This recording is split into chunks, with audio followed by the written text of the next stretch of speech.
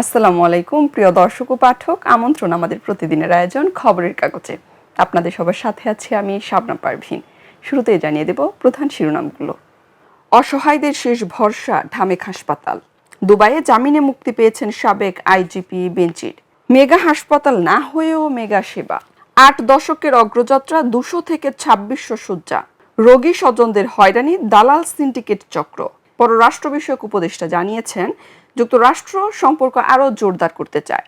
প্রতিবাদ সমাবেশে দাবি, দুর্নীতির মাধ্যমে ডিএজি এএজি নিয়োগ দেওয়া হয়েছে।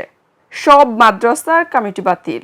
রাজধানীর কলাবাগানে স্ত্রী শাশুড়িকে হত্যার পর থানায় হাজির ঘাতক। এবার চলে যাচ্ছে বিশ্বগ্রাম নিয়ে সাজানো তৃতীয় পাতায়। ইন্দোনেশিয়া ফেরিতে আগুনে নিহত ৫। ট্রাম্পের অবস্থানে ইউক্রেনের প্যাট্রিয়ট অনিশ্চিত। ভাসমান প্রতিবন্ধক বসাল স্পেন। মস্কোয় ইতালীয় রেস্তোরাঁয় বিস্ফোরণে নিহত ৩। তিব্বতের সংস্কৃতি মুছে দিচ্ছে চীন। ইউরোপে কিশোর ভাড়াটে খুনির ভয়ঙ্কর বিস্তার। চাঁদে আছড়ে পড়ছে স্পেস এক্সের পরিত্যক্ত রকেট। এবার চলে যাচ্ছে অর্থনীতি নিয়ে সাজানো অর্থকড়ি পাতায়। কাঁচামরিচ আমদানির কার্যক্রম শুরু।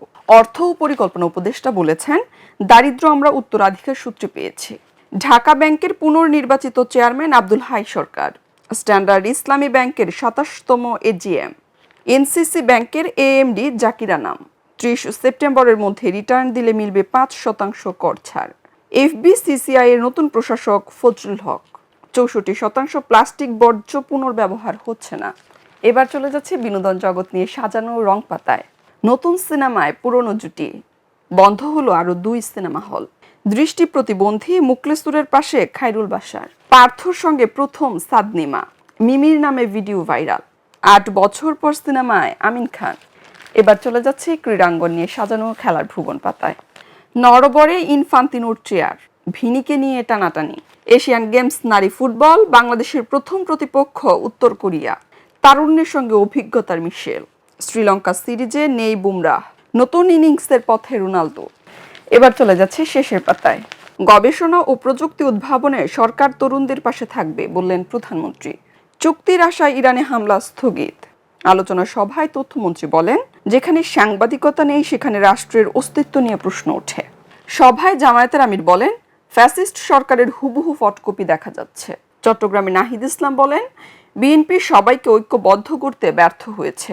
ডিএনসিসির প্রশাসক ও এমপির উপর হামলার অভিযোগ। ১ বস্তা উত্তরপত্র জব্দ। দোকানে বসে এইচএসসির খাতা দেখছিলেন পরীক্ষক। প্রিয় দর্শক ও পাঠক, এই ছিল আমাদের আজকের আয়োজনে। পরবর্তী আয়োজন দেখার আমন্ত্রণ জানিয়ে এখানেই বিদায় নিচ্ছি। খবরের কাগজ, নিখাত, নির্ভীক, নিরপেক্ষ।